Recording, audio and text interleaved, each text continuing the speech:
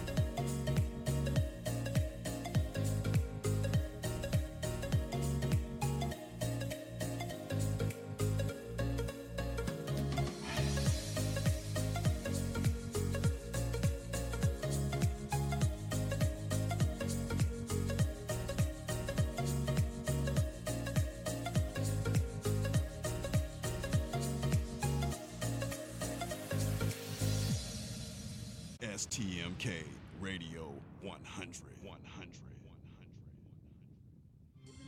You're listening to Stop the Madness, Keep It 100 with your host, Sean L. Let and Tone the Stone on STMK Radio 100.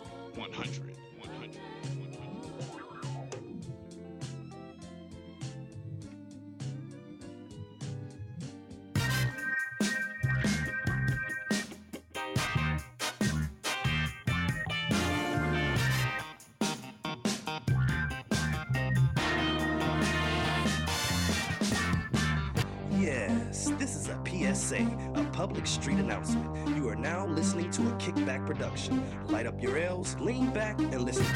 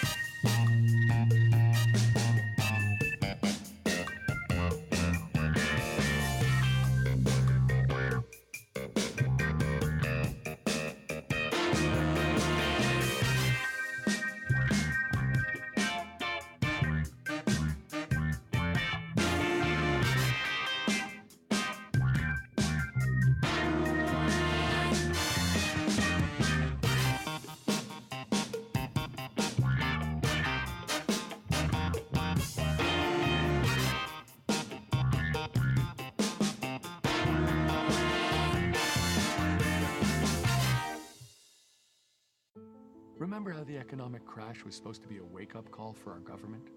People all across the country lost their savings, their pensions, and their jobs. I'm Tom Steyer, and it turned out that the system that had benefited people like me who were well off was in fact stacked against everyone else. It's why I left my investment firm and resolved to use my savings for the public good. But here we are 9 years later, and this president and the Republican Congress are making a bad situation even worse. They won't tell you that their so-called tax reform plan is really for the wealthy and big corporations while hurting the middle class. It blows up the deficit, and that means fewer investments in education, healthcare, and job creation. It's up to all of us to stand up to this president, not just for impeachable offenses, but also to demand a country where everyone has a real chance to succeed. Join us. Your voice matters. Hey, hey, hey, it's Free Fall Thursday on Stop the Madness. Keep it 100. I'm your host, Sean L. Welcome tonight. In Studio 51 with me, we have Tone the Stone, the Diamond Boy. What's up, Tone? As always, what's up, Sean? Tell us something good for a minute. Tell us something good. It was a beautiful day, even though it's freezing and that snowstorm last night ruined all my fantasies. I'm really thinking about retiring to South America, sooner than later. Oh man, come on! This is the time of year that you need the snow. Hey everybody, we was talking about, as you heard the lead in from Tom Snyder about the GOP tax bill, and they're going to get the votes and put it in. Right now, it may be in trouble right now, Tony Stone, because John McCain's in the hospital. Mm-hmm. You have another senator is in the hospital, so that's 2 votes right there if they can't come in to vote. Later on in the week, they're supposed to be coming to vote.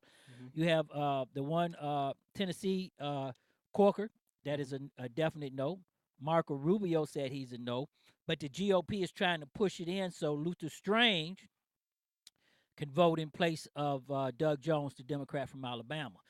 Right, and from what I remember, Rubio said he's voting no unless they expand the child tax credit. Right, the child tax credit.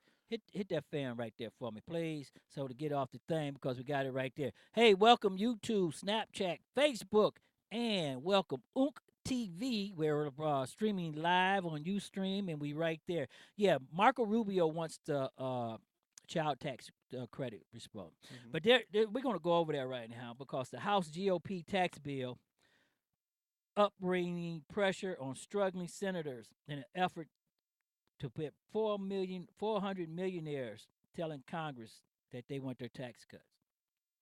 Nearly 81 million Americans will not pay anything under this tax plan. So this is the problem that we have here, Tom. If nobody paying taxes, where are we going to get money from? Right. They haven't even found time to the child insurance stuff to get that back up. And that's going to be a big thing here. Now, President Trump and the GOP House Speaker Paul Ryan won a major victory last week, even just to get this across with all the different things, especially with the deficit hawk.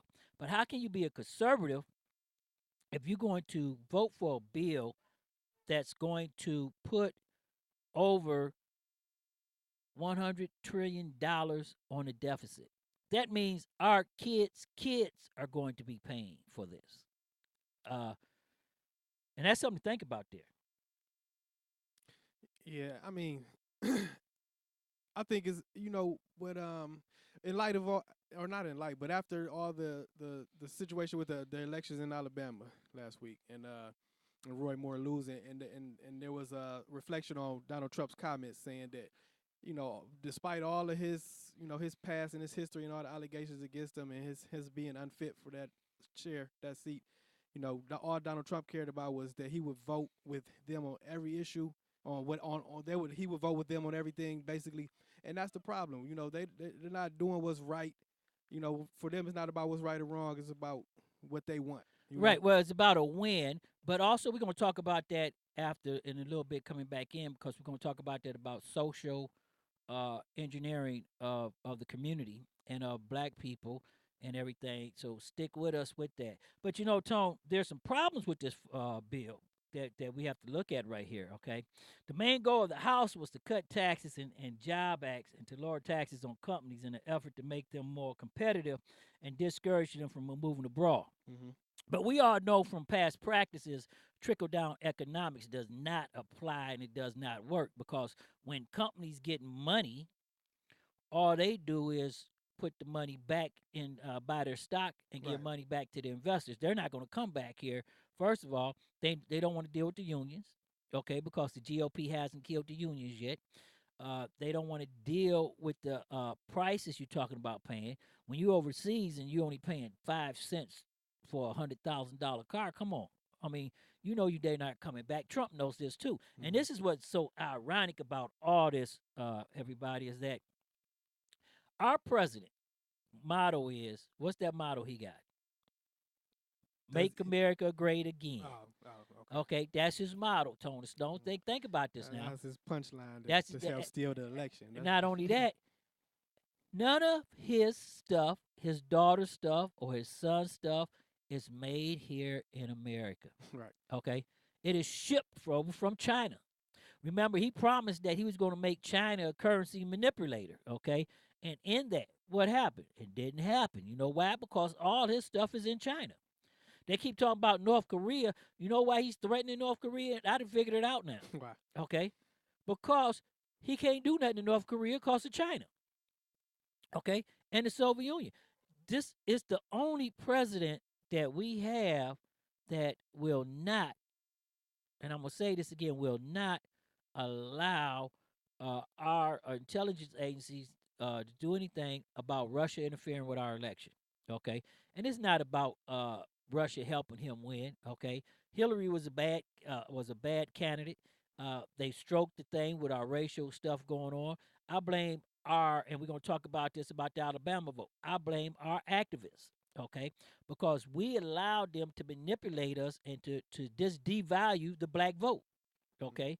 When we was at the table and doing things for the black vote, whatever, we had a seat at the table. Now we don't have a seat at the table. We don't even have a black person. But I take that back. We have one over HUD, okay, and they're cutting all the programs. They're wiping out everything. They're on their way now to pay for their taxes, Medicaid, okay, disability insurance. There's people out there that's been disabled who can't go to work. And for all you people that voted third party, okay, this is your due back. This is your pay right here, okay? And you know what, Sean? I think like just trying to see the silver lining in it, because it is messed up, and it is a horrible situation, a horrible predicament that the country is in.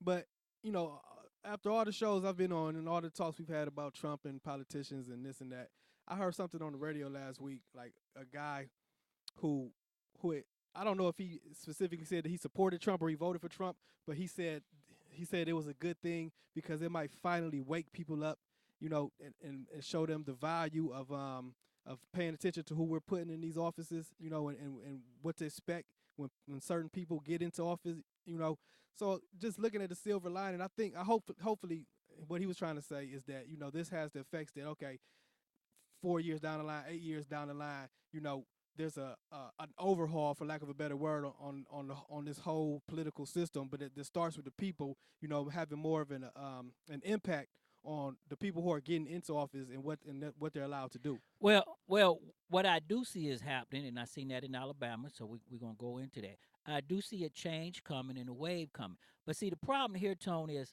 elections have consequences, and the Bernie or bust people and the people who voted third party and all that.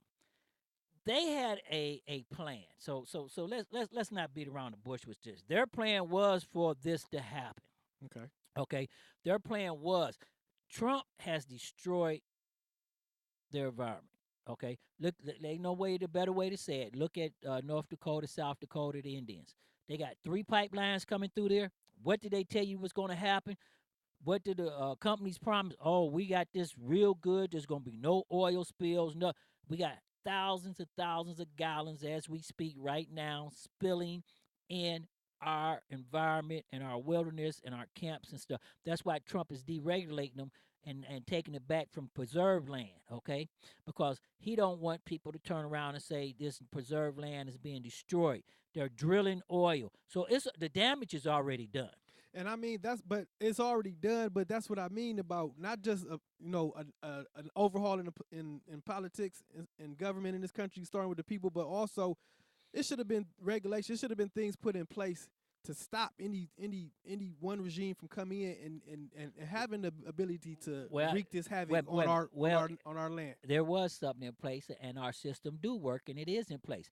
I fought there again. I'm gonna come back to President Obama.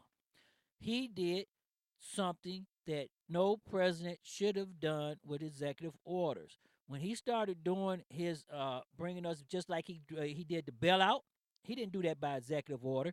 He made them vote on it and pass a law where it had to come back before the Congress and the House to be taken down. Mm-hmm. See, when he signed all those executive orders, he set this up to happen. Okay, and this is what you call smoking mirrors and playing with each other. Okay, I'm gonna give you a $20 bill, knowing that when you spend a $20 bill, we owe $30. Okay, and then when somebody else come in, they're gonna have to pay the other 10. Mm-hmm. It's the same thing that happened with the descent degree. It's the same thing that happened before. We got ours up front. We're not going to worry about what's going to happen on the backside. And this is the backside, because the Bernie Bus and the independents and the progressive, they feel that everybody needs to feel the pain, okay? And there is pain. In order to wake up. To wake up, you got to get cut. You got to get burnt by the fire. Remember the old saying Mama used to tell you, don't put your hand on the fire because you're going to get burnt, and you had to put your hand up there just to see if you're going to get burnt. So this is the problem right here, is that everybody's getting burnt right now.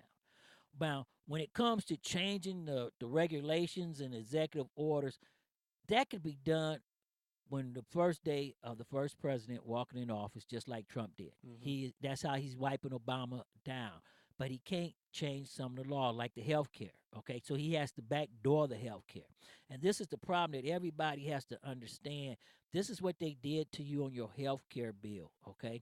They couldn't overrule health care, so they backdoored it in the tax bill to cut the mandate. And we're going to talk about that, Tone. When they cut the mandate, that's like cutting the air supply off of a diver, okay? You may not be able to get the diver to come up, but if you cut the air supply off, he going to have to come to the surface. His diving is done. The thing is over with, okay? And this is the problem that we have, and the problem that everybody's looking at. Because when you look at this, the bill will reduce corporate tax rates. Corporate tax rates. The people with all the money that's making hundreds of million dollars right now, people, 35% to 20%. Okay, they're not even reducing our taxes. Okay, the working people. Okay, and this is the problem right here. If you make less than $75,000 a year, you got a problem. You really do. But this is the problem. It keeps the Affordable Care Act individual mandate. Okay, they're trying to pull that back out.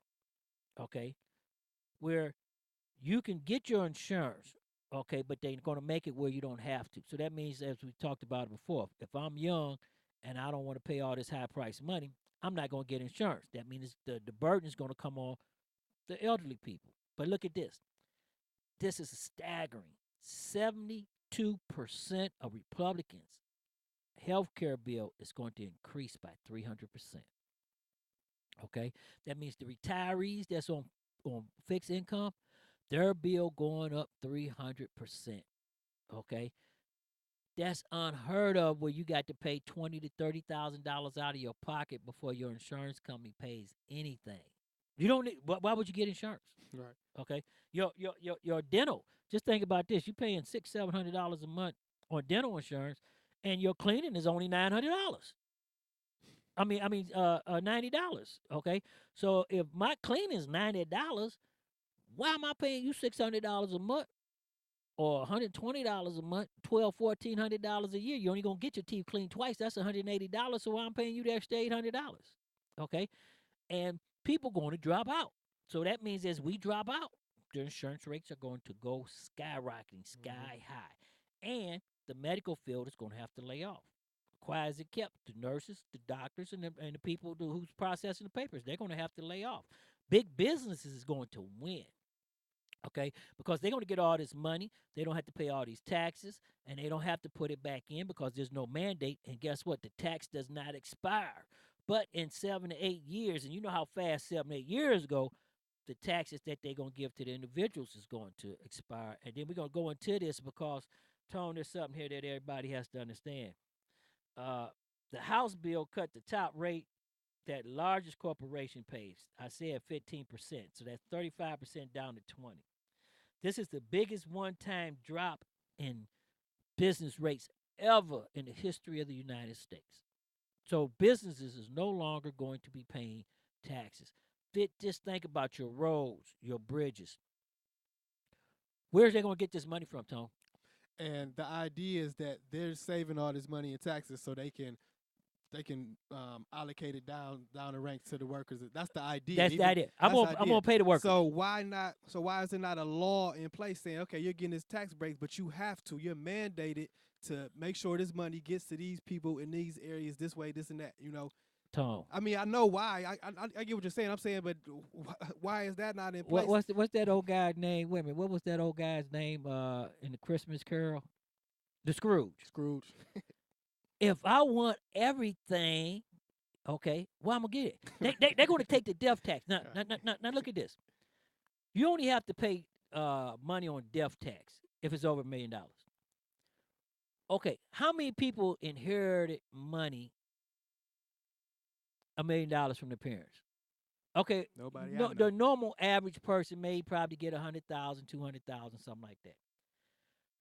If Trump died today, none of his kids have to pay on his $700 million. Not a dime. Oh, I thought he was a billionaire. That was billionaire, whatever. They not even paying a dime. Right. So when you look at this, on top of this, the companies getting this new tax break to help lower their bills, such as liability deductions, the cost of purchasing new equipment for 5 years, as well as special low rates of money that bring them back from the United States, and supposed to have them bring their money that they're hiding, which is against the law, in banks overseas and in Switzerland banks and stuff. Okay, many businesses have holding cash overseas to avoid the 35% U.S. taxes they're supposed to be paying. Okay, now Trump has money overseas that he's avoiding the taxes that he's supposed to be paying also. So if they're not going to be paying that money, okay, and that 35% taxes now, yeah, because now you can bring the money back. You ain't got to pay no money on it. Right. Okay? So that means you done robbed the taxpayers out of millions and millions of dollars. Okay? Then when you look at this, they now get to bring the money home at a tax rate of 12%. Okay?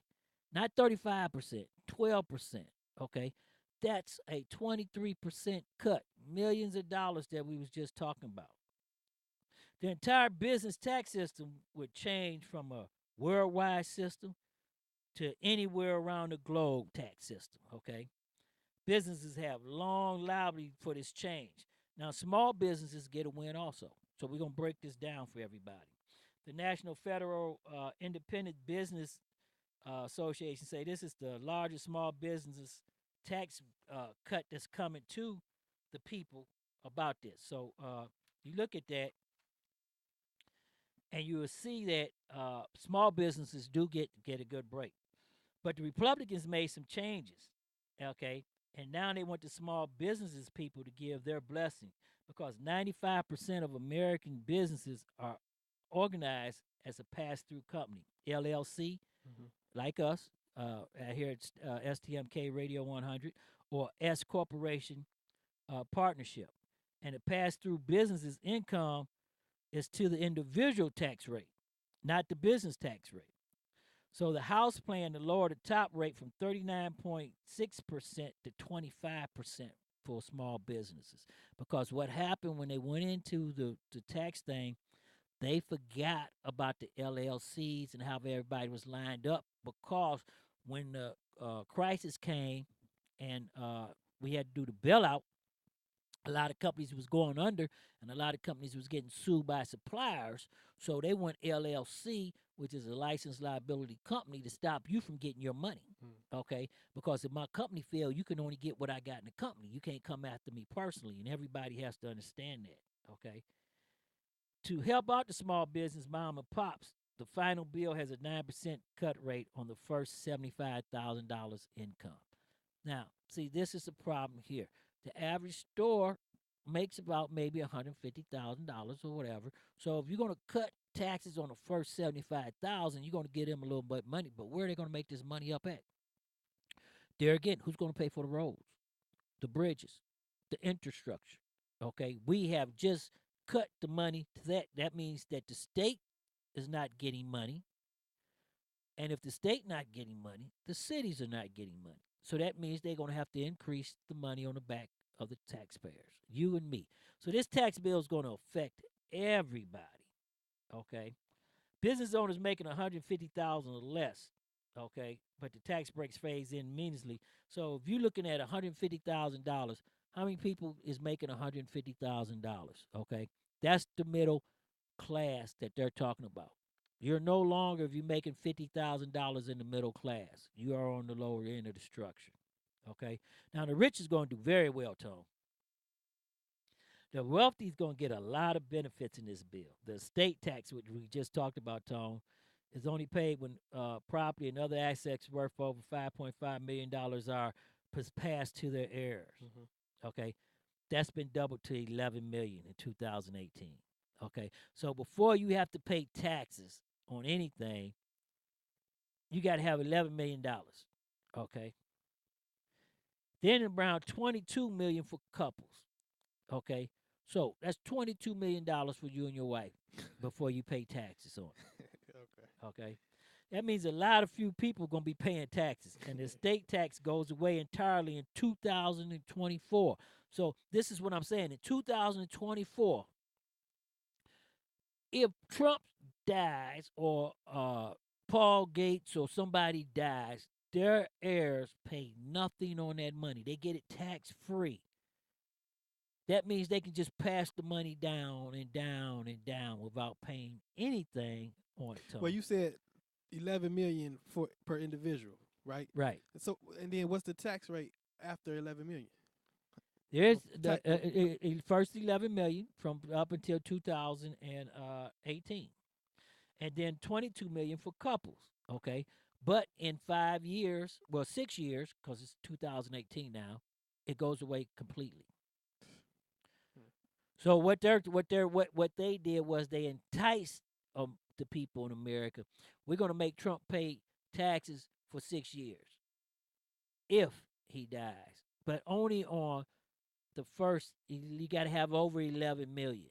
Okay, but what everybody don't understand is we're talking about millionaires here. Okay, we're coming back down to the average person who's dying, who had to pay state taxes, are no longer paying the state taxes, and the money's tax free, and you're not benefiting. They're not paying. So if the Cleveland Brown owner dies, he can just pass that down to his son. They're not paying no taxes on none of that money.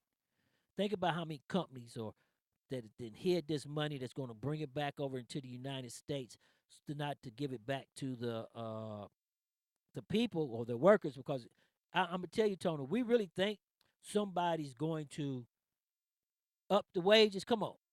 I mean, that makes absolutely no sense, though. So you're saying why these people are alive? They're paying tax. They're paying taxes for all that estate taxes, real estate. They're paying income taxes and all that stuff. But when they die and give it to the kids, no, all that tax revenue goes away. That makes absolutely no sense. Capital gain. Let me explain this to you. Capital gain tax. If I die, the first $100,000 or the first house, my wife would get the house and the car. She doesn't have to claim. But the other property, she has to claim, and she has to pay taxes on whatever it's worth. So if I got $300,000 worth of property, she has to pay the taxes to the state, the city, and the federal government on that $300,000. Okay, it's like a CD in the bank. you don't pay on the money, but you pay on the interest of the money, Mm-hmm. and then you pay on the money when you get the CD. Mm-hmm. Okay, that's how it is. It's like your 401k. Mm-hmm. Okay, you only pay when you get the money out. What they're saying now is, well, you don't have to pay anything. Right. Okay, so that means all the money that's there and all the tax rates is there, it's a done deal. And this is the problem right here that everybody don't understand. Somewhere, if we're going to cut taxes and we're going to take all this money, the money has to come from somewhere. Exactly. All the money that they need to run government to do all the things they're trying to do, wage wars, all this stuff that they're trying to kind of keep going on, and they're giving tax breaks like this to people who don't need them at all, who not going to suffer one way or the other.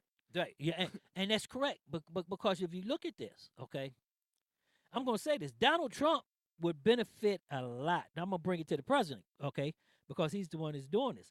The Washington Post explains many part of the bill helps Trump. One interesting one that goes is that 25% pass-through rate would apply to all passive income or real estate. 25%. What is Donald Trump?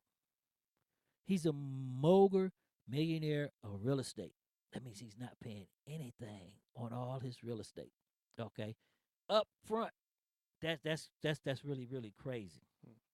That's a much better deal than any owner can get. Okay, most Americans pay the same lower rate until 2023. For the next 5 years, the majority of Americans, 92%, will either pay less or see no change. Okay, but this is where the problem come in, because on the backside, we're going to come back in here and tell you this and look at the red flags. And I want everybody to understand this. All good things waving into your face when they tell you 92% of the people won't pay no taxes. Think about when you do your taxes. You do your taxes two ways, okay? You either overclaim so you can get money back at the end of the year, or you don't claim nothing so you can get your money up front. But no, you overclaim so you can get your money up front, okay? Which means you claim more dependents, they take out less taxes, or you don't claim nothing where you get your money back at the end of the year. Remember those two flips, because we can ready to go with that. Because the whole problem is you get that with deductions, and they're getting ready to hit the middle class and the poor people, okay? Not the business people, but the middle class and the poor people, okay? And when you look at this coming down, Tone, uh, they're saying the middle class is $40,000 to $75,000. Okay, I never heard of this upper middle class. Remember, I told you they changed the thing, 200,000 to 400,000. Okay, middle class. If you're gonna go with two things, is 40,000 to 120,000 at the most. When you start talking about 150, $200,000, you're in a total different tax bracket. Okay, and that means you pay different taxes. And a key savings for the middle class is the family flexible credit. That goes away in 2022. Now, if you look at all the credits that they're giving the middle class in 2, 3 years, they're gone because they can no longer afford to extend them. Okay. And remember what I said, that money has to come from somewhere. So we got to pay for this, folks. And how are we going to pay for it? It's going to be the biggest breakdown. That's why they're not letting you read it. That's why they're not letting the CBS score it, because they want it to pass, and then they're going to drop it on America. And you know what the biggest mistake was? That is that the Republican hasn't learned from yet is the Affordable Care Act, a.k.a. Obamacare. Remember President Obama told everybody, if you like your plan, you can keep your plan. Guess what? When it came into work, you couldn't keep your plan, and prices skyrocketed. And we know why the prices skyrocketed, because the same person is crying about the child tax now. Marco Rubio passed the bill to remove the risk factors out of that, where the insurance companies were going to get paid for their loss for 15 years. Okay, now they not getting paid for their losses. That's why they're pulling out. Okay, and everybody has to realize that. And then when you look at the bill, it also lowers the inflation rate after 2022, meaning more people start to jump from 12% tax bracket to 25% tax bracket, which kick in at the first $67,000 of the head of household. Okay, so now you're going to be paying 25%. You are. Right. instead of 12%. Double. So they more didn't, than double. they didn't doubled your tax rate, Right. okay? And higher income earning impacted by the elimination of numerous itemized deductions. And we're gonna go into that right here, Tone. Everybody from Facebook, welcome. YouTube, welcome with us. Our 22 cities that has picked us up. You know, it's been a hard year for internet radio, and I just want to say this. You know, we like to thank our media, and we like to thank STMK Radio 100 for sticking with us because a lot of podcast shows went under, and we had a lot of great people. Next week, we're going to have a young politician in the house with us, Tone, and we're going to talk about some of these issues. Like speaking of podcast and internet radio, they just killed net neutrality today. Right. We're going to talk about that. That's coming down, net neutrality. And you have to look at this, Tone. What they officially done is, people, we are live streaming right now on 2 different broadcasters, okay? Nobody knows where this money's going. So what they're doing is now, you might have to pay for Facebook. Facebook may go down. It may be done with. You might have to pay for our media service, okay? They may stream us down. I think, I mean, you know, and I don't know. You never know what's going to happen. I think like companies like Facebook and Google and whatnot are too big. You know, they're too big and they're too tied in. They're probably going to always remain free because there's certain things going on behind closed doors, you know, arrangements that they have. Right, but what happened if AT&T say, I'm not going to stream you across my thing unless you give me $100 million? But they too big for that. I mean, I think, you know, that's the type of stuff that's going to happen with other entities. But I mean, Facebook and Google. I mean, my impression, but and I may be wrong, but I think they're too big. But look at this. Remember cable? Remember cable? I remember always paying for cable, except for when we had the box and you could stick the pennies in. Right. But remember this with cable is that they got the packages together, and then you had like right now we paying over $300 some for cable. Yeah, that's ridiculous. And then AT&T with DirecTV, and they phased out UVerse, but yeah, they. And then if they start, wait a minute, what happens if they start slowing us down? Okay, we're web. See, this is what I'm looking at for us. We are a web talk show on a web podcast station. Okay, and what our station is, we pay and our affiliates pay for streaming. Okay, because that's what we do. We stream across the internet. That's why we're a podcast station, and our show is a podcast show. So when we doing our podcast like now, and you start coming up on the thing, and they come and say, okay, well, if you want to see this show, you got to pay us $200 an hour. Right. Or right. we're gonna slow your streaming down. Right. Or they phase it out. Okay. So if they phase it out and people can't hear us on while we streaming, then we have to go to SoundCloud or YouTube or Mixcloud or Vimeo. Now, those broadcasters that we're going to turn to are going to have to charge us more because they're getting a crunch over there. And those are the ones more likely to get hit by it. Like YouTube, they're an entity of Google. So they're not, you know, I think they're going to be able to right, but AT&T sail over this. Well, AT&T and Google, see, this is the hard part that I'm getting that I don't understand yet. Is AT&T, Yahoo, all one corporation? Like, everybody understand, we with IBM, okay? And IBM is our royalty license so we can play other people's music, okay? So since we with IBM, and we got the royalty stuff. And is IBM part of Google or is it part of AT&T? Is this a subdivision? Do they have the little deal there?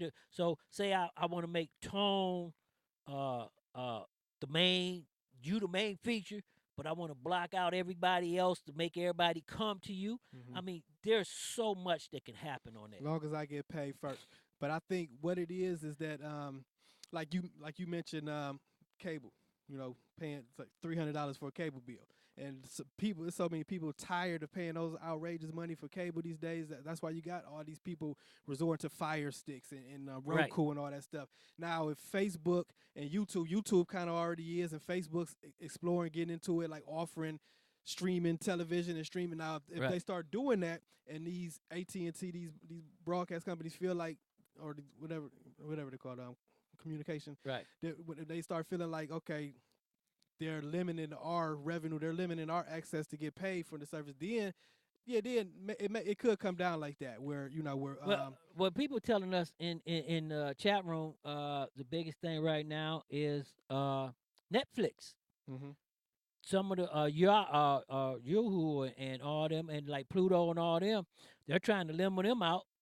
And I mean, boost them up and push Netflix down. Okay, and that's the biggest thing that's going on. But I see this going to court. I really do see that going to court. Okay, Yeah. because when you look at it, what we was talking about, and you look at net neutral, and you look what they doing with all the regulations being suspended. As I said, a lot of people's being affected. Like when this tax plan do go in effect, because it's going to go, there's no stopping it. You look at the coal miners; they're going to lose benefits. You look at some people like on disability that has certain diseases to get certain cuts; they're going to lose benefits. I mean, a lot of people is going to lose benefits, and there's no way around for the Republicans on this. 'Cause I'm just going to say it. They're going to throw this on America, and guess what's going to happen? Come June, July, August, November, it's going to bust wide open and they're going to get swept so bad. Okay. And I'm going to say this, we're going to hit it in a little bit later. Uh, let's go right here. The taxes will get simpler for many of people. Okay. And you're going to get a little bit for the beginning, like the individual tax, $24,000, you a couple can call. Okay. But you can say goodbye to your most popular deductions. And this is where it's going to hit somebody that deduct coming down. The adoption credit stays for the 401k. But say goodbye to the credit tax for plug-in motor vehicles. Okay. So that's gone. So if you buy a new car or if you buy a green car or whatever, that deduction is gone. Say goodbye to the deduction for medical expenses. So what we just talked about, medical expenses. You're spending $20,000, $30,000 out of your pocket before your insurance company pay anything. Or if you have a heart problem, or if you get sick and you had to pay all that money, you can't claim it no more. Okay, that's especially for retired law first responders. Okay, the people of 9/11, they got a $3,000 tax credit. Period.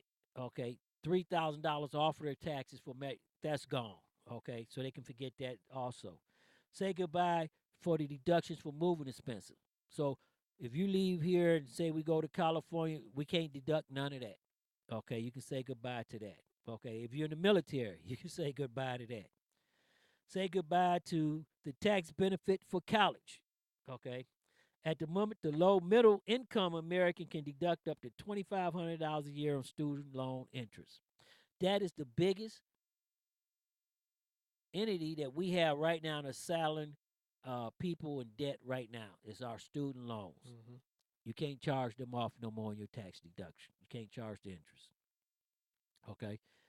And you will not get the $2,000 credit for higher education to go to your degree. Okay. But if you go into a this degree, say like a master degree or PH, other than your higher degree, if you go higher than that, then you can get a $2,000 credit for higher education expenses.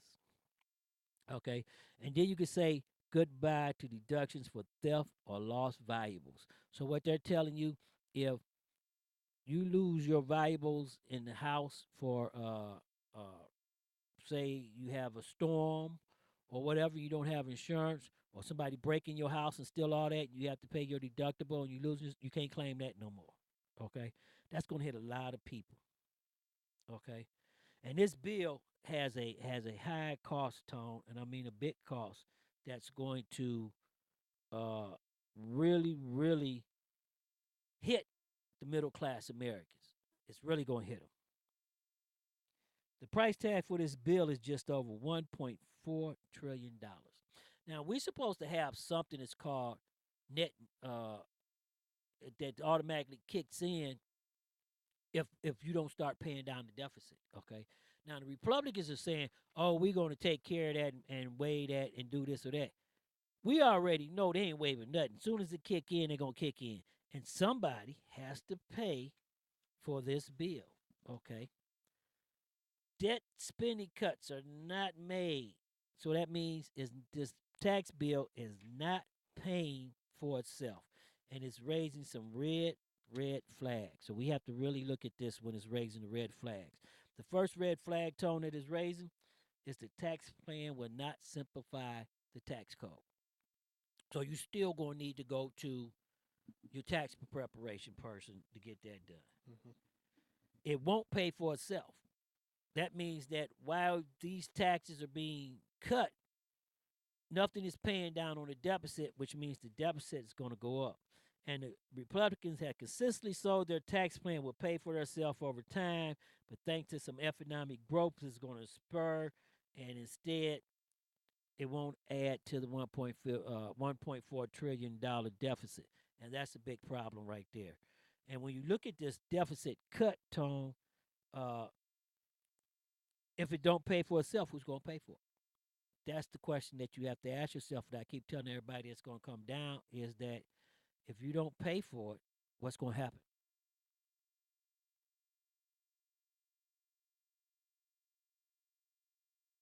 That's the question right there.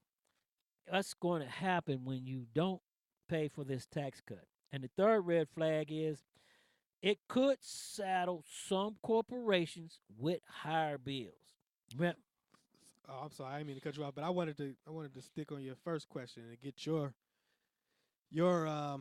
theory, your educated guess on what's going to happen if it doesn't get paid for. Well, you already know what's going to happen if it doesn't get paid for. Everybody knows what's going to happen. We're going back to the GOP baby, okay?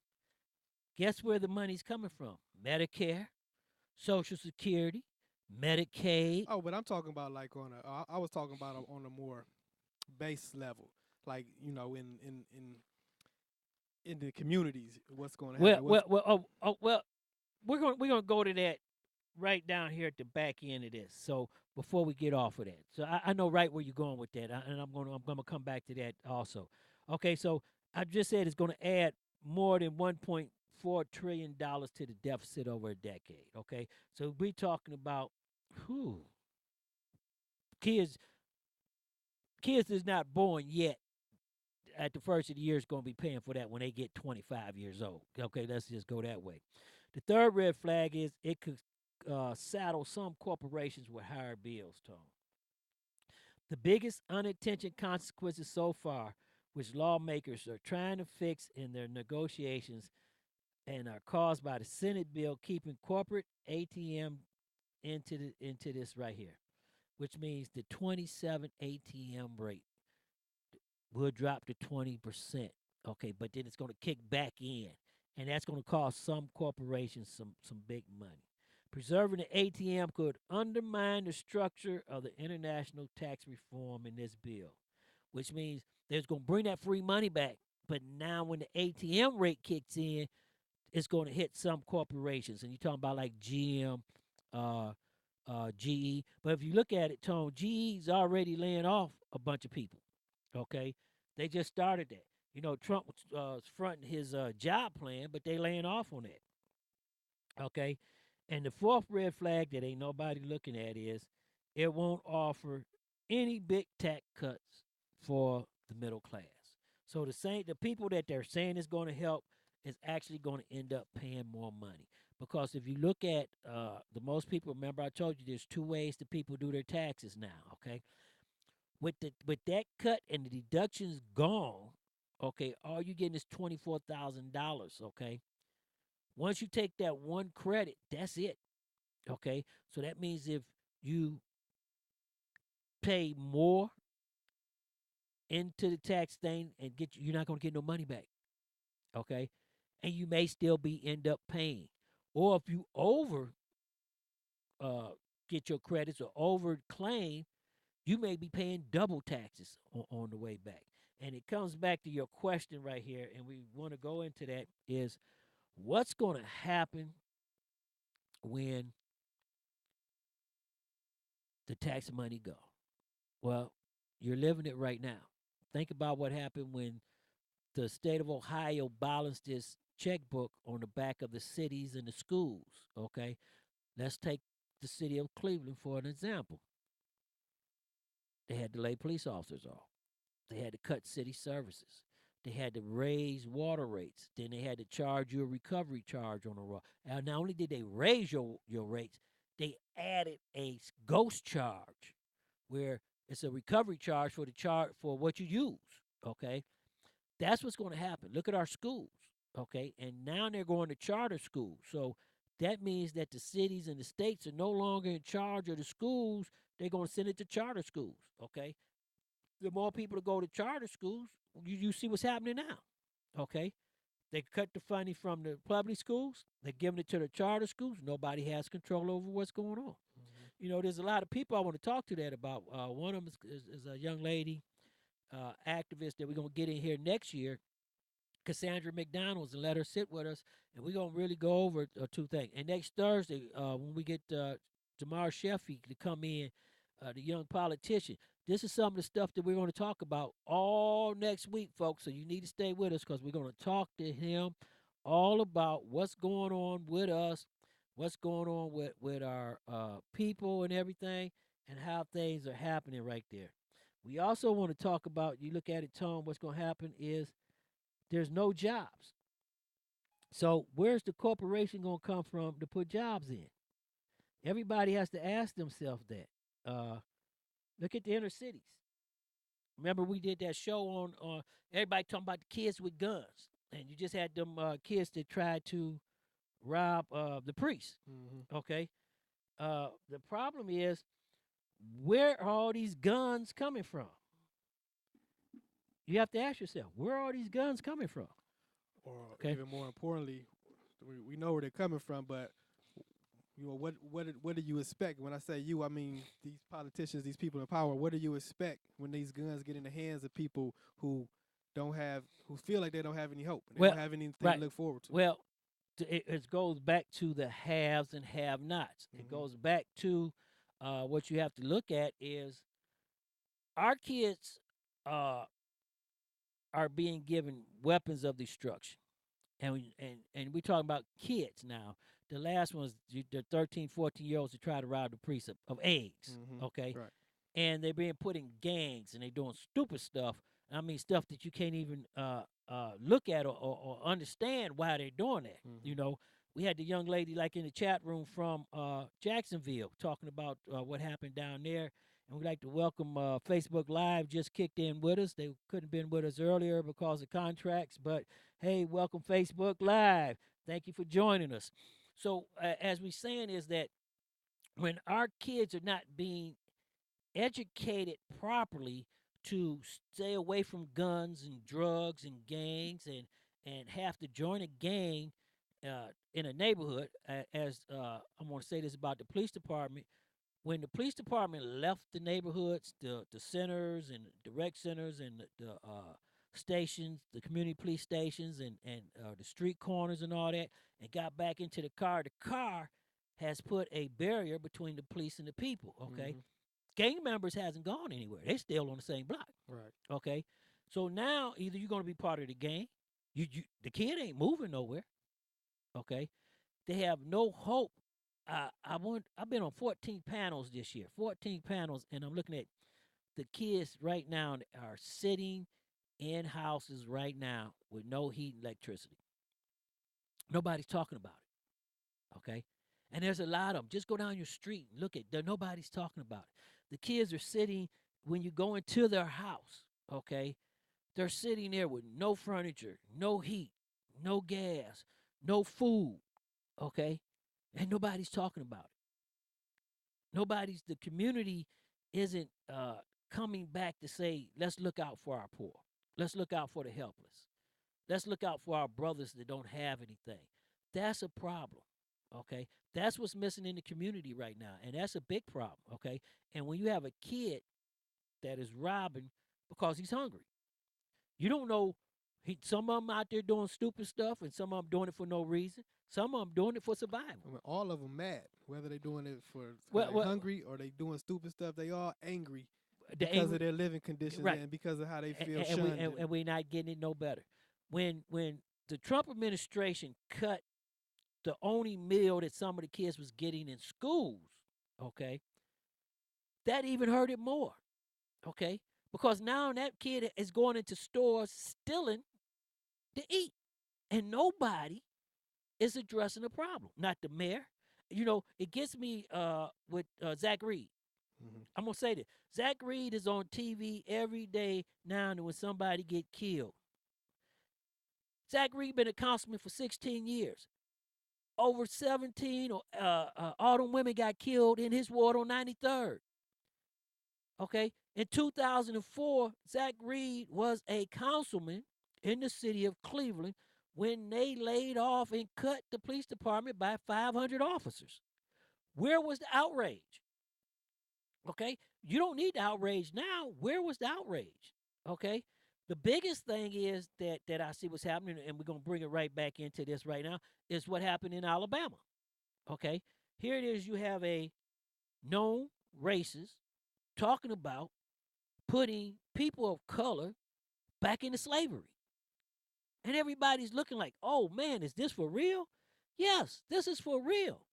But I seen something in Alabama that gives everybody hope. And everybody needs to understand this when I'm talking about this when you get hope. Tuesday night in Alabama, it was a shine of brightness. I seen young millennials standing in rain for 2 hours to cast that vote.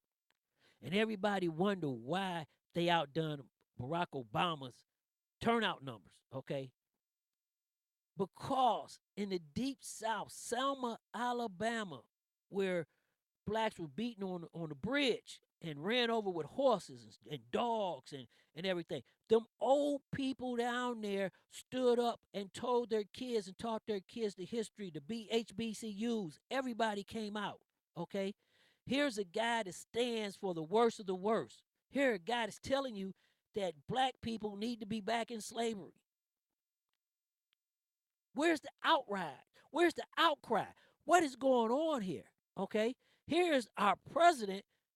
Now he want to say, well, I didn't want to be for him. But here's the president telling everybody to put him in so he can get a tax raise. That guy's ridiculous. He's backtracking on that. But I mean, I want to say though that the outrage came when Trump got in office. So this was a sign that people already making the effort to not let it happen. Well, not only this.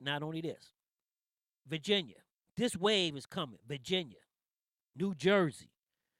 Look at Iowa. Look at Utah. Look at all of the states that are GOP strongholds that where Trump and those senators won by 30 points. Now they only winning by 2 points. Look at Georgia, to Georgia 6. They only won by 6 points. Hey, James, what's happening there? Facebook Live. James, you know that our people want to hear you. And matter of fact, give us a call because we want to put you on the air. Linda Silly, I'm glad that you on Facebook Live with me because I want you to know Frosty the Snowman is here. And I'm not dreaming. That is some snow. We got another 37 inches coming just for you, Linda. But, hey, everybody, before we go to a break, I want to ask this one question right here, Tony, that you look at this, and I want to say this about Alabama again. When all those young millennials came out and they stood side by side with the older people and the old heads of what was happening and how it was happening. And when you look at that and you see what's going on, then you really know for sure, okay? And when you look at that wave, okay, black women took this to the street, okay? Yes, black women took this to the street, but then you have to look at this. 600 and maybe 50,000 people dropped their morals to vote for that man. That's the problem right there. Well, I mean, to be fair, most of those people probably had poor morals just as bad as morals as him in the first place. Right, you know? I'm just going to say the people who supposed to be of the Bible, of the church, okay? That's how they carry themselves, okay? Right. But you look at this, it wasn't just black women, and I want everybody to understand this. It wasn't just black women. It wasn't just black men's, because a lot of evangelical Christian people came out and did the right thing. It's a mixture of everybody sitting down at the table, speaking about a problem and listening to each person's side. Okay. And when that happens, that shows you what can happen. Okay. Black, white, yellow, green, church, no church, whatever. Everybody sat down. Everybody said, no, this wasn't right. Alabama stood up, and you've seen this in a deep red state. And you really have to say this to the 22,000 people that did a write-in, because that was the election right there. 22,000 people said, I'm going to do my civic duty and vote, but I'm not going to vote for this man. Okay. Right. And that's who I respect more, of those 22,000 Republicans who stood up and did the right thing. Because had more got into office, I can just imagine the hate that's going to take place. Look what Bannon doing right now. Okay.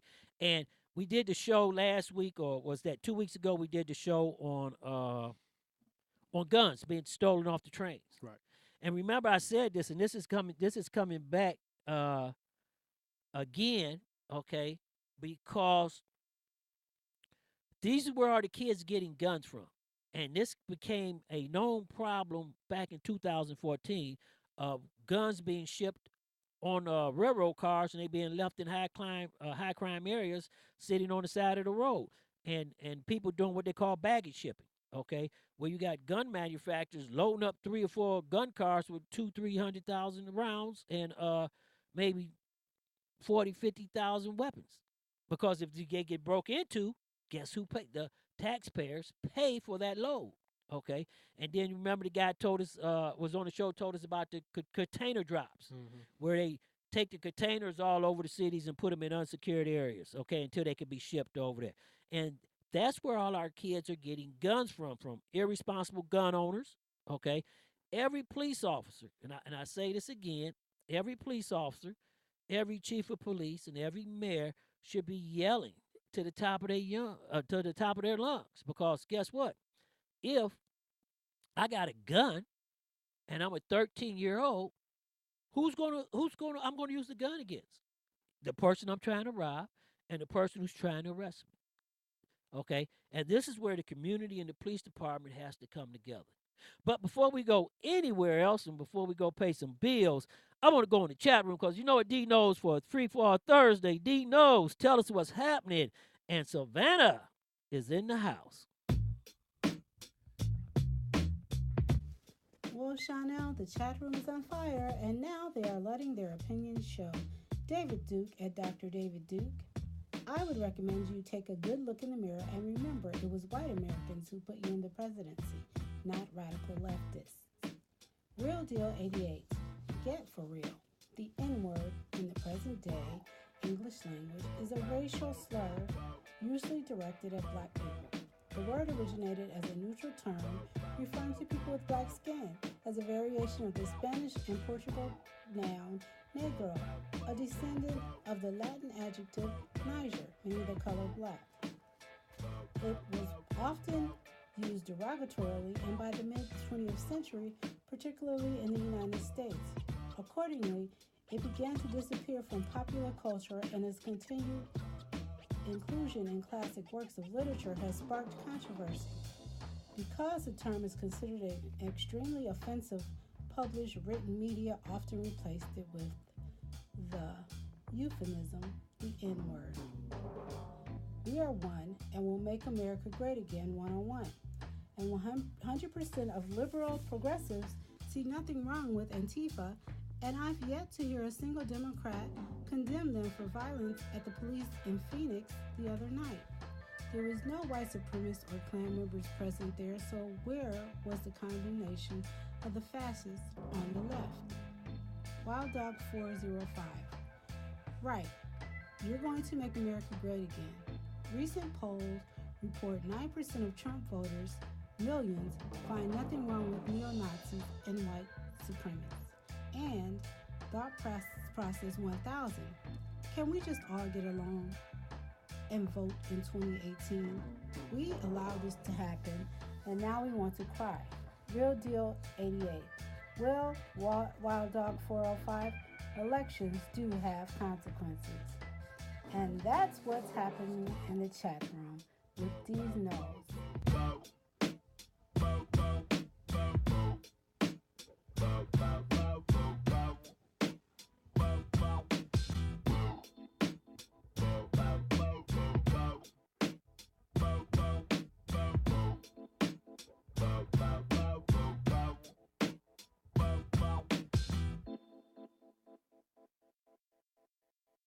Hey guys, it's happening with Snooki and Joey. So if you're looking to have a good time, please come over and check out our podcast. Basically what we do over here is we talk about celeb gossip, talk about cocktails, Joey being a hot mess, and we love to take celebrity call-ins. Yes. So make sure you check us out On Apple Podcasts and subscribe. All right, we love you. See you soon. Bye. AP Radio News. I'm Ed Donahue. President Trump says he does not think Republican Roy Moore's loss in the Senate in Alabama will hurt his agenda. The AP Sagar Magani has the story from the White House. The president tells reporters he would have liked to keep the seat in GOP hands. A lot of Republicans feel differently. They're very happy with the way it turned out. But he says there will now be just a 2-vote GOP majority in the Senate. And while he says that won't affect his agenda, he does want more Republicans in both chambers. The president tweeted earlier, if the Alabama race proved anything, it's that the GOP needs to put up great candidates, and noted he was right in predicting months ago that Roy Moore would not win a general election.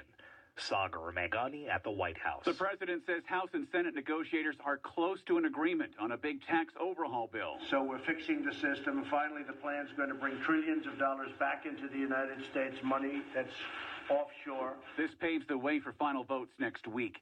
Deputy Attorney General Rod Rosenstein says he's seen no cause to fire Special Counsel Robert Mueller or received encouragement to fire him. On Capitol Hill, Rosenstein was questioned about anti-Donald Trump text messages exchanged between two FBI officials assigned to the Russia investigation. Bob Goodlatte is the chair of the House Judiciary Committee. Exchanging communications showing extreme bias against President Trump. A fact that would be bad enough if it weren't for the fact that these two individuals were employed as part of the Mueller dream team investigating the very person for whom they were showing disdain. Words like idiot and loathsome human were used to describe the president. The two people in question were removed over the summer from Mueller's team following discovery of the text messages. As expected, the Federal Reserve is raising a key interest rate. Policymakers expect economic growth will accelerate next year, and the unemployment rate will drop. It's the third rate hike this year. This is AP Radio News. The film Three Billboards Outside Ebbing, Missouri lead the nominations for the Screen Actors Guild Awards. Three Billboards Outside Ebbing, Missouri has 4 SAG nominations, including Best Ensemble. Its competition in that category is Lady Bird, Get Out, Mudbound, and The Big Sick. The Best Actress nominees are Judi Dench, Sally Hawkins, Frances McDormand, Margot Robbie, and Saoirse Ronan. The Best Actor nominees are Timothée Chalamet, James Franco, Daniel Kaluuya, Gary Oldman, and Denzel Washington.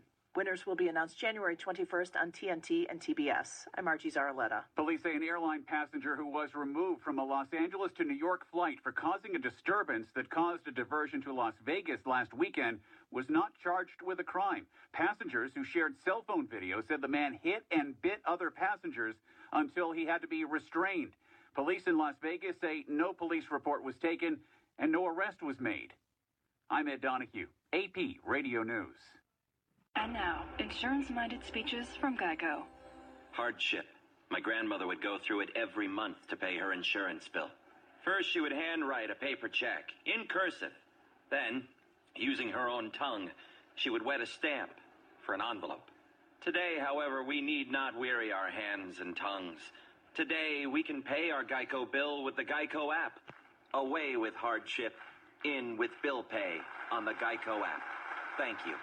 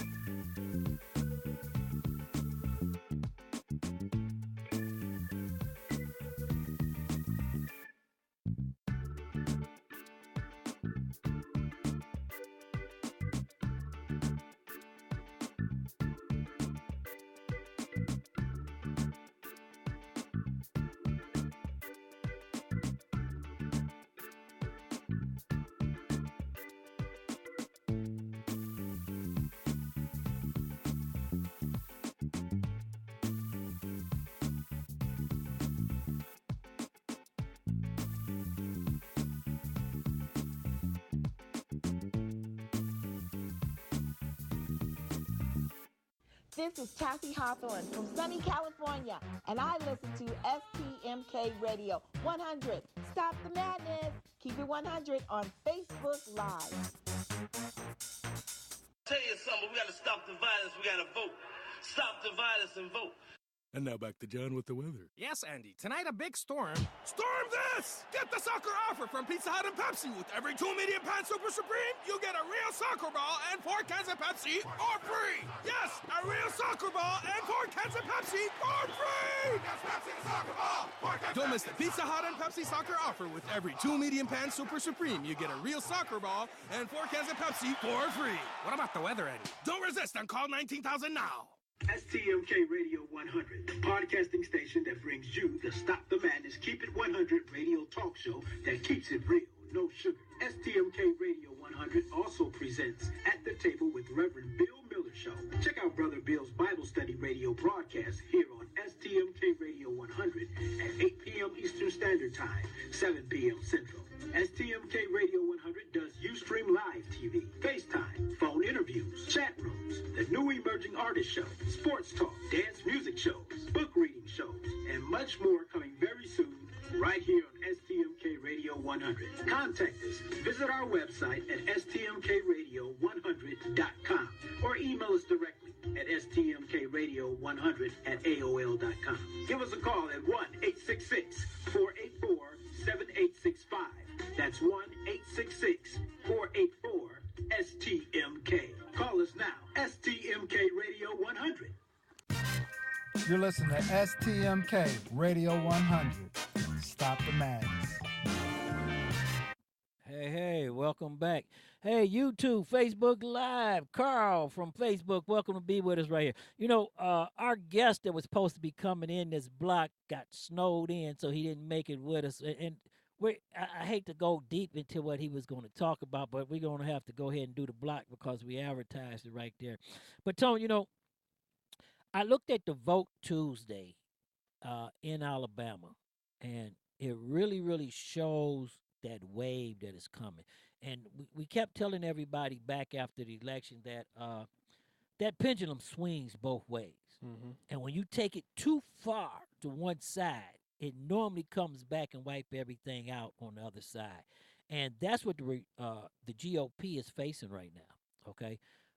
Trump's agenda is getting ready to be crushed, okay? Because now they only got a 2-seat majority in the Senate, okay? Which is really, really hard, okay?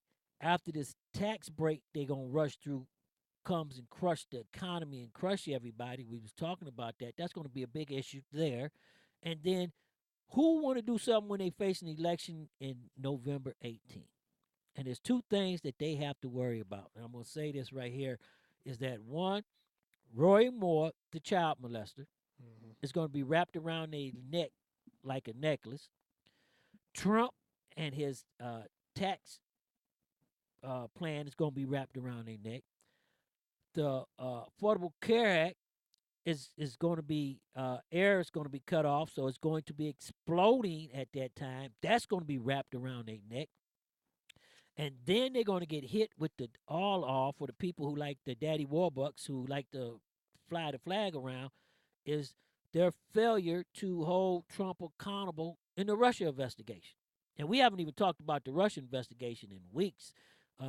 This thing about fake news, anybody who says that the Russia investigation is fake news have at this point in time really, really just, let me say this, folks, as we broadcasted in Savannah, I see Savannah there, ATL, San Francisco's online with us, and as we streaming on Ustream and across internet radio, I want to tell everybody in the chat rooms right now, in the Ustream chat room, in the YouTube live chat room, Facebook live, because we really doing social media way it has never been done.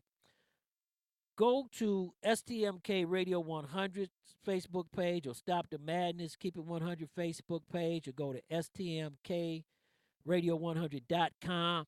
Click on that Ustream link and listen to what we're putting across the airwaves.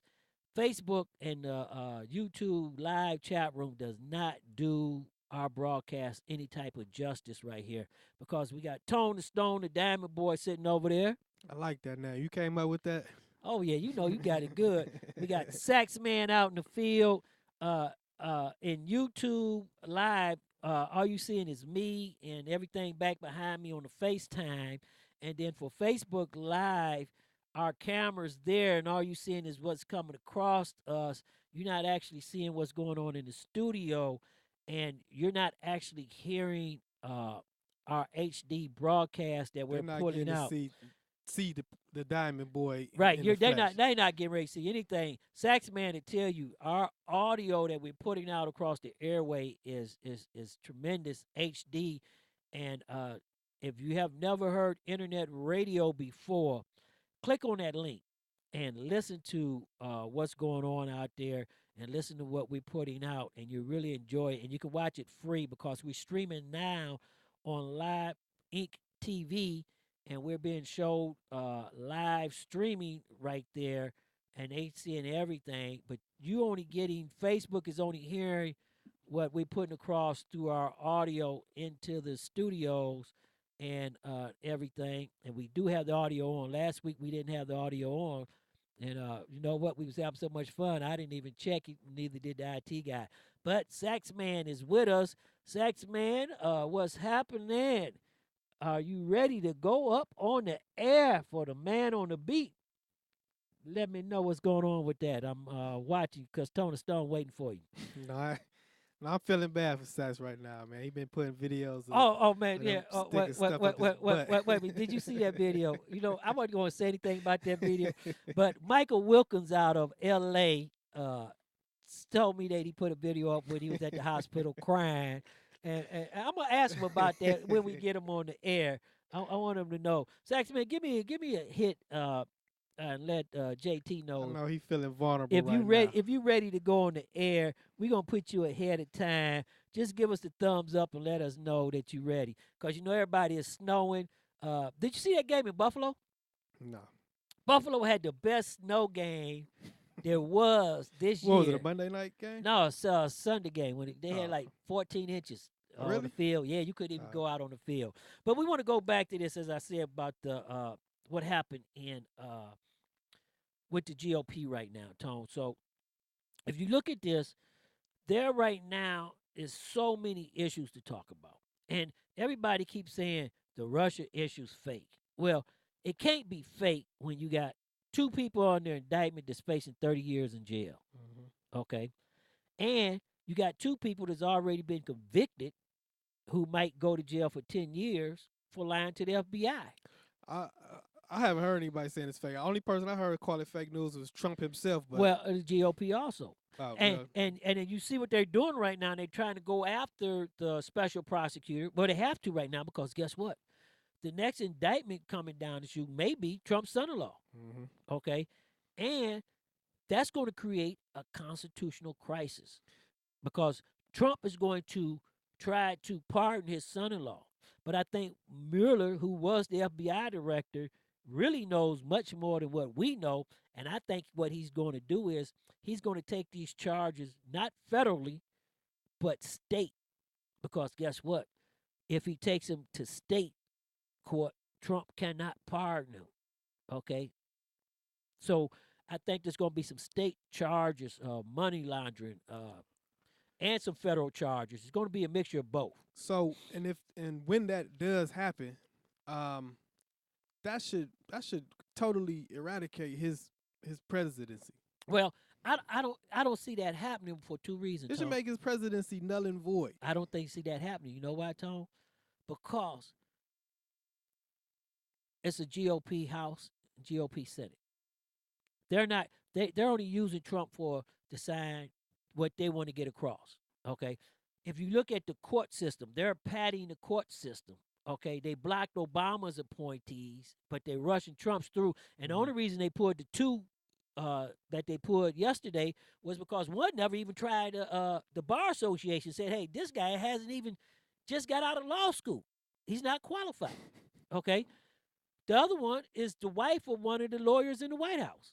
And he failed to disclose that because you look at amnesia. And look at what's coming out. And I want to say this to everybody right here. I want to give the president and everybody a fair shot right here, okay? I'm not going to be anti-Trump tonight. I want everybody to get a fair shot. But I want to look at this. The first thing coming out of the White House was nobody talked to anybody from Russia. There was no Russia contact. Never happened. It was fake news from Fake the very news beginning. from the They were beginning. calling it fake news.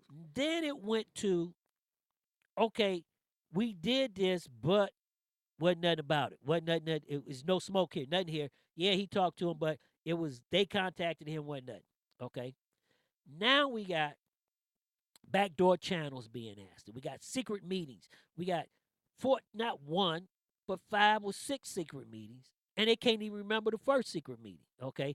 Now we got people lying and don't want to testify under oath. But when they go see the special prosecutor, they have to testify under oath. Okay. When they see the FBI, whether you under oath or not, if the FBI asks you your name begin with R, you say no. My name is a T, and you know you spell your name with an A. That's 5-year mandatory sentence for lying to the FBI. Okay, and this is what's coming down the pipe right here. So when you look at this right here, he has 4 criminal indictments on a fake investigation, and the biggest thing coming is, what did Pence know? What did the vice president know? He was in charge of the transition. Look what they did to Omarosa, the House person. Okay, she gets fired. She's going to write a book. Now I want to hear, and I'm going to say this because it's going to take me right back to where I want to go for Alabama. She said that she was the only minority there, woman, for the community and all this. Remember that? And she heard things in the White House that hurt her, and it was negatory to the community, and they did things to hurt the community. Now I want to know in her all what she talking about. I want her to spill the beans on this. Yeah, everybody gonna be looking to read that book or hear what she got to say. But she how just- credible it is or whatever. But who knows? she just trying to make some money. But I started to mention her name earlier when you were talking about Carson and Hood. It's talking about we only had one. in there. We only got one. Well, now she they done gone. dragged her out. They but, dragged her out. Hey, I watched it today, so I knew what you was. I knew where we was going when I said we only had one. Because I'm looking back over to Dr. Scott. Okay. Dr. Scott is laying low. He's going on TV talking, but he's laying low. He ain't having any problems because there's 2 people that I'm looking for that's getting ready that hasn't got their just dessert yet. That's Kelly Conway, and then the little neo-Nazi guy, the one that said that everybody gonna bow down and better not never question Trump. I forget his name. The little skinny guy. He was Bannon's right-hand man. I thought you was talking about the. Yeah, he's Bannon's right-hand man. I'm thinking of somebody else. His name, but those 2 need to get their just dues. And then when Omarosa comes down with her book, I think it's going to be some damaging things that's going to really set the community on fire. If she had any type of sense, which I didn't feel like she had any being So, there in the first place. right. But if she had any type of sense, and if she heard these detrimental things, these things that are damaging to the community, to people, she should have been recording stuff, after the first time or 2 that she witnessed this. Right. Well, she was on TV today. Matter of fact, we put out Mary's going to try to get an interview with her. As I said, next week, folks, we got a young politician coming in the Studio 51. We have a young man that was supposed to be here today when we offered. If you want to come in and tell your story, you want to talk about something, come into the studio, but he wasn't able to make it in. We're going to try to get him in next week and have a studio full with a panel, because this is what we're going to talk about on our last live show before we go on vacation for the year of 2017. We're going to talk some serious issues about the community, what we need to do in the community. What we talked about earlier about the kids that's sitting at home right now, that has no outlook on tomorrow, about people living in their cars, about the homeless, how we can stop the homeless from being out there tearing down these houses. Let's rehab the houses and let's put the homeless people in there, okay? The federal government can do that. The $10,000 that it costs to tear down a house, we can rehab that house, maybe 2 or 3 of them, and put a family in there and let the federal government subsidize them instead of them living under bridges. There's a lot of issues that we're going to bring up with this politician, and I want to see where this young man is at, because remember I told you that Mr. Jones was going to take out TJ, and he did, and the millennials came out, and that's where I want to go right here for the last half hour of the show.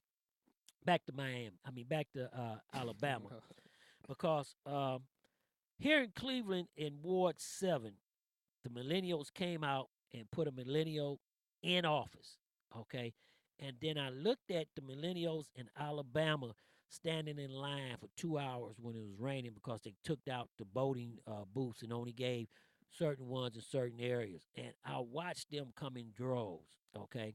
And everybody kept saying they had to get 25%, or they had to get 24%, and it wasn't going to be at the Obama level. And when those people start coming across the bridge, and that elderly lady sat there and talked about how she was beat up on the bridge, and how she walked around to stores and lots and talked to these people and told them about what's going on, and told them about history, and grabbed the young men's and told them about drugs and history and browbeating them, and wouldn't leave that parking lot so they couldn't sell their wares, okay? When she told that story, that really hit me right there. And that's what we need. That's what we need. When the women got up and said, we were not going to allow this, and they, black men always doesn't take the lead on anything, and is MIA in this issue. 92% of them came out, okay? 92% of the eligible voters, black males in Alabama, came out, okay? And what really took the cake, Tone, and I'm going to say this, is that Selma put Jones ahead and kept him there when the votes from Selma. Think about that. Selma, the city of Selma, when their votes came in, that's what skyrocketed him 30,000 votes up and over the head and put him in the end for the end of the night. That was history being made in a deep red state. That Selma, Alabama, struck a blow for right.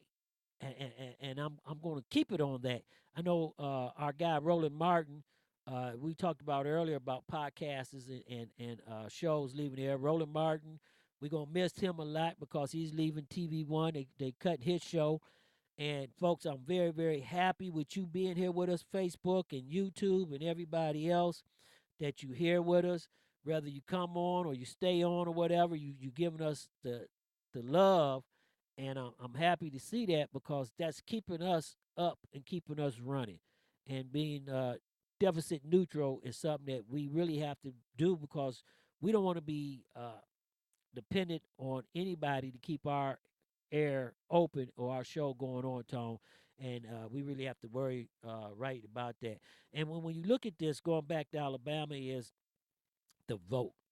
And this is what we have to take forward. And we're going to talk about this with the councilman and the candidate that was running for council next Thursday, is what can we do in the community to get our community energized like that? We right now, we need to know what they did, and this need to go across Cleveland, Detroit, Texas, Houston, Chicago, all the way down. We cannot lay down. Well, just real top off the top of my head, it's going to take, people going to have to be inspired. They're going to have to be fired up to see somebody as scandalous as Roy Moore, and to think, if this person is this sick or this crazy or this whatever, just think what he's going to do, what type of policies he's going to be responsible for, or whatever, if he gets in office. Like, sorry to say, but it may take something that radical, for people to, come out the way they did down there. Hey, this is a free fall Thursday. We're gonna open up the phone lines. Give us a call at 866-484-7865. That's 866-484-7865. Hey, Linda, give us a call. Let your opinion be known. Michael Wilkins, give us a call at 866-484-7865. Get off those social media, call into the show, and let your opinion show, and tell us what you thinking. Tell them they got to hit the link if they want to see this handsome face sitting over here in the corner. You heard Tony Stone. Hit the link and come on in and give us a call at 866-484-7865. That's 866-484-STMK. Stop the madness. Keep it 100.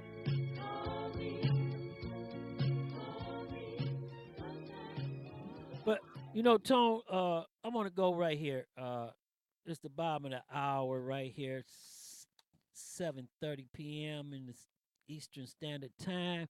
And I want to go right here, Tone, to ask you this right here. The social engineering of people in the community. The media use psychological manipulation techniques on people, okay? And Facebook is one of them because that's what they did for the 2016 election, was to manipulate what you see, the content of how you see it. Net neutral probably is even going to bring it more. And we have to look at the community when you go back into the 80s and 90s. It was rap music. Then it was the movies that they made, the negative movies. Blaxploitation. Right, exploitation there. So when you go into this and you being socially manipulated, how are we going to change that when everything's based on money? Well, the start is that you gotta, once you realize that it's all been social engineering, it's all been manipulation, once you realize that, then you can make the decision, to start making an effort to do what you have to do to reverse it or to combat it or to make the change, whatever.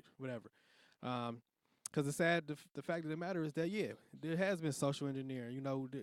It's not just media, the government, people in power, rich people, the white supremacist establishment throughout the history of this country. It's all been their tactics, their ploy to manipulate, the way our society has evolved. Well, it goes back.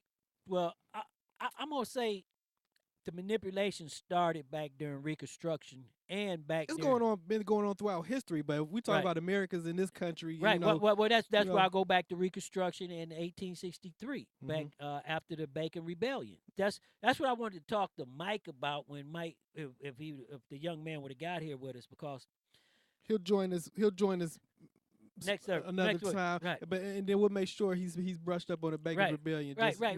Because see, what I want to look at is when you go to white supremacy, okay, you have to actually start back in the Roman days, okay, and the Romans were more like the Italians or whatever, but the Roman days, domination of society and domination of other people.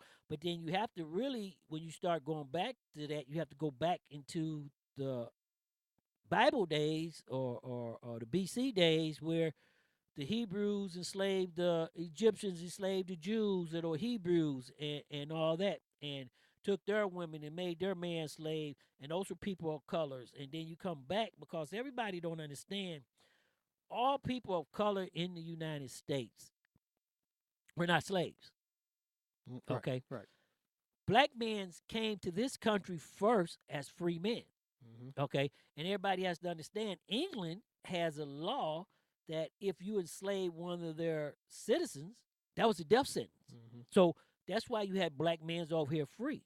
And some of them didn't come over here as indentured servants. They came over here as a free man. Some of them were slave owners. Right. Some of them were slave owners. And then you look at it, in England, they didn't have a race. You were either rich, poor, or servant. Okay? And if you was poor, England thought that was a disease, so they killed you.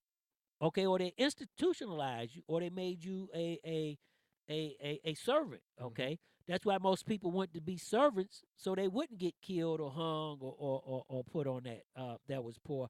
And people of color, believe it or not, they were known as Moors. They wasn't known as black. And Moors were Muslims and Africans. Okay, those were Moors. That's what they called them. Okay, because black people in England, black England citizens were English citizens, and they wasn't black. They was British citizens, okay?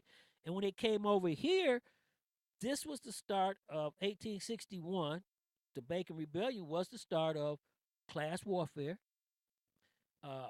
slavery. But everybody don't understand is that the slaves that was in the country back then were from the West Indies. It wasn't from Africa. Okay, and that's the problem where everybody forgot about was after the rebellion, uh, the British understood that slavery was the way to go. Okay, so that's when they started bringing in Africans as slaves. Okay, because the West Indies slaves were very educated. Okay, they could speak French, they could speak English plus their language, and they could communicate with the people that enslaved them. Okay, that's the problem at the beginning of not educating the people of color when the Africans came in because they didn't want you smart. Okay, and that's where Reconstruction come back in. So when you go through that stage, once somebody sit here and we start talking about that, and you get to the stage of Reconstruction, okay, the problem came in. That's why with the amendment in the Constitution, they did not address black men or black Africans because they were seen as property. They wasn't seen as an equal person. And then they had to address how to educate the African to come into our society. Okay. And that's where the problem started of the social engineering and manipulation. Okay. Is when they started to educate the African to come down because that's when white supremacy came back. Okay, that's when the Second Amendment came. Okay, because if you remember, the British was offering freedom to any slave that came over and fought with them. So that's when the policing came in. The Second Amendment, you got to have your rifle. Policing, which was best known in the beginning for everybody's here with us, was known as the Slave Patrol. Okay, they policed the community to keep the slaves on the plantation and from running away to go fight with the British. Okay, so when you come back down and you start getting a better understanding of what happened and why it happened, then that takes us to the era where we are today. And if you remember, in the South, they wouldn't let you read, they wouldn't let you vote. And if you was going to vote, you had to take a test that you couldn't take because you couldn't understand it. And remember, in the slavery days, any slave that was caught with a book or being educated was executed. And then people think about Nat Turner. Nat Turner was a very educated person, okay? And his slave master trained and educated him because he wanted Nat to be able to not only use his skills, but he wanted him to further his skills because that's how the structure of the land was set up. The Africans came over here and just did it all, okay? And their skills were so good that they had to be educated to, okay, I want this big mansion and I want this back room and I want this and that. So they had to educate them to understand what they was doing. And that's where you go into it. And Mike, I want to talk to him about that because I really wanted to know what part of a free man he was too, because that's another section of social engineering that we had right there. And in the chat room, yes, the Africans did speak several or more languages, but naturally they couldn't speak English. Okay, they spoke French or they spoke Portuguese or even more languages going back around, but English was not their forte, and they actually were more like the native Indians. They didn't believe in the structure of society that we have right now, because this is the thing that I was going to talk to Mike about, is that education part of it, because the actual sovereign citizens have confrontations with the government. Okay, they can't coexist, and we are in two type of societies here in America. We are a capitalism. Okay, and then we have a short thing of socialism, but it's real low on socialism because we try, Bernie Sanders and them put it out there. But the difference is, if you're a sovereign citizen, you cannot survive in either one of those systems because you don't believe in those systems. So that means you have to leave, or you have to do what the Amish do. The Amish have their own little things, and they don't believe in the system that we have, and they have their own laws and their own system. And I wanted to talk to Mike about that because when he was on the show and he was talking about that, I want to first explain to us what he was, and then we go from there because there's some things that I want to ask him about what made him even decide to go that way. Or Mr. Black, if you're hearing us, Mr. Black in ATL, give us a call up in here and talk with us right here. The second thing, Mike, Tone the Stone, that I was looking at is that when you go into social manipulation of the community, especially with people of color, music has always been our forte of everything. Spiritual music to keep us going, rap, jazz, any type of music. We have excelled way beyond what anybody could believe. And if you look at Chuck Berry, the Temptations, other good groups in the 50s, the 40s, the 50s, the 20s, they used to take their music and give it away. Like the Beach Boys. The Beach Boys music actually was some black music in the beginning. The Temptations and all them. You look at it, their music was stolen. Okay, Berry Gordy, they wouldn't even let Berry Gordy. That's why he started his own Motown, because they were stealing the music and playing it and giving it to them before putting it out and letting somebody else come up with it. And Berry Gordy had to put it out the music to protect himself on that. So when you look at that, music has always been a way to do that. When rap come in, like Beyonce, and you look at the rappers back in, what was that, the 90s, DMC or Ice Cube and them, when they came out with the anti-government and anti-police music. Right. The white corporations filter that in there. Okay, that's what kicked it up, and then they made it so good where, how can we say this, is that money. Okay, the root of all evil, money.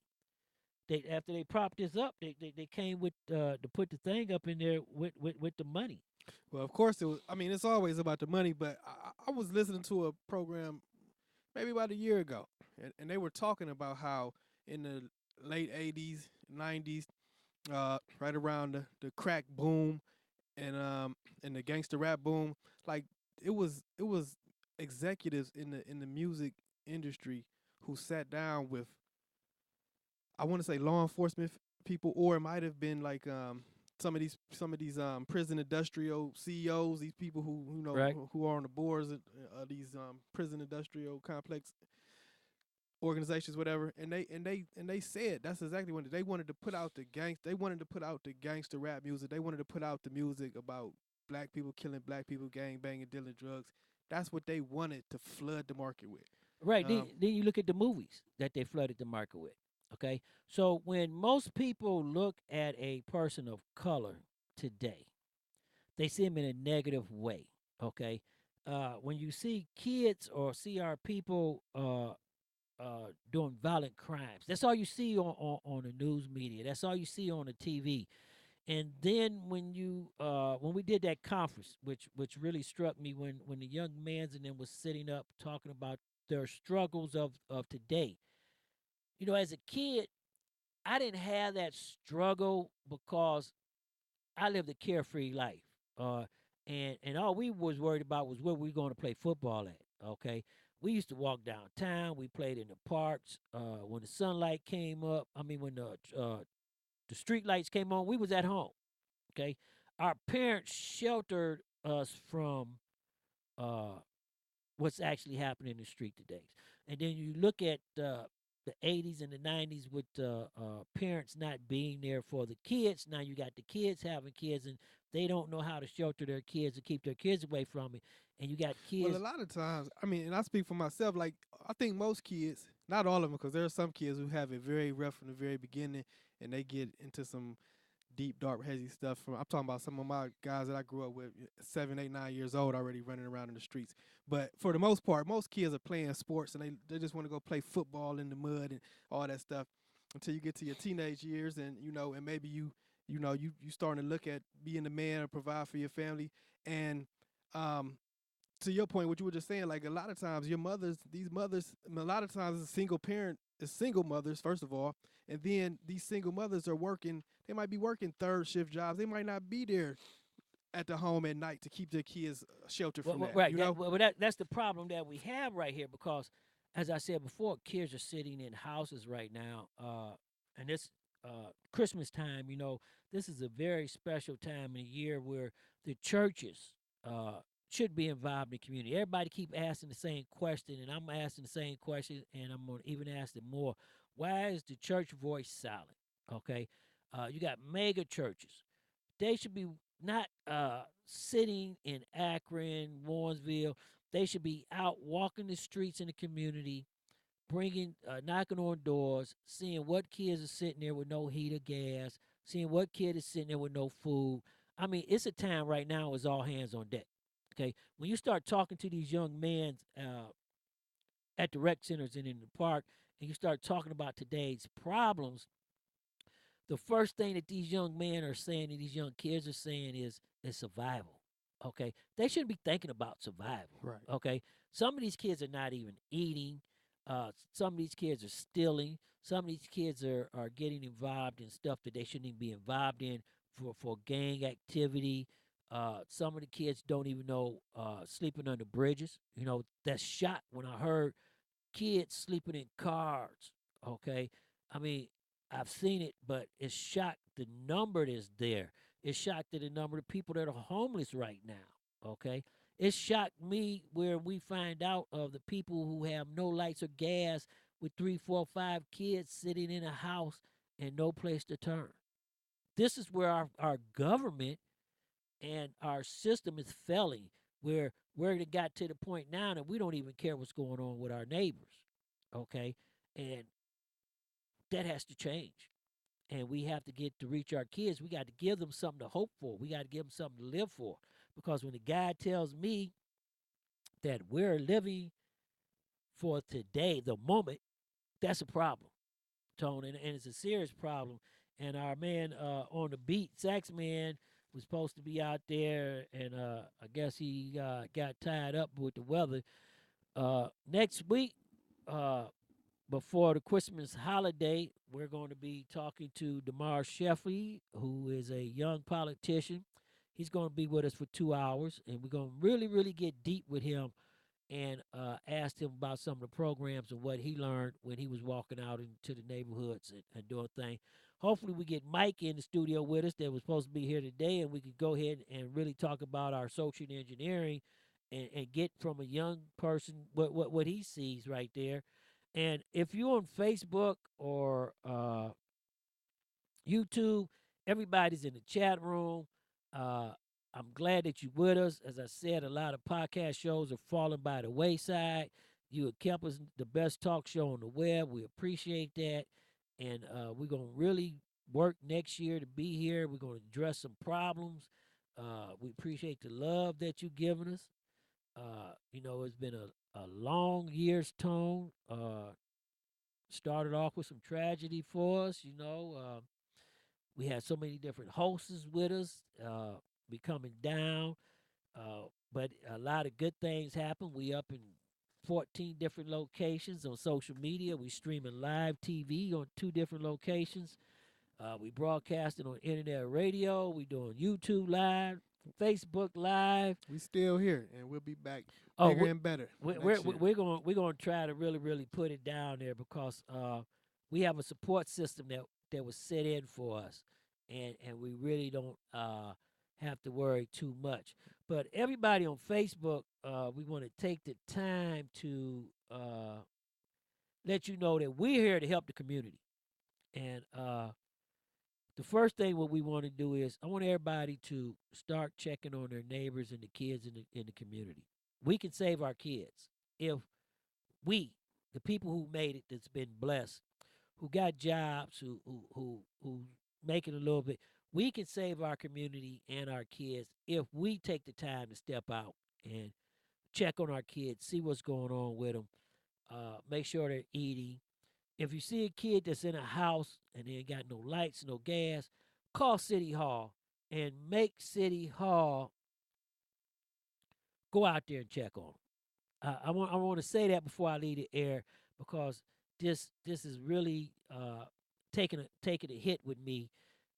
If you know somebody and they got kids and they don't have any food, get them to a food bank.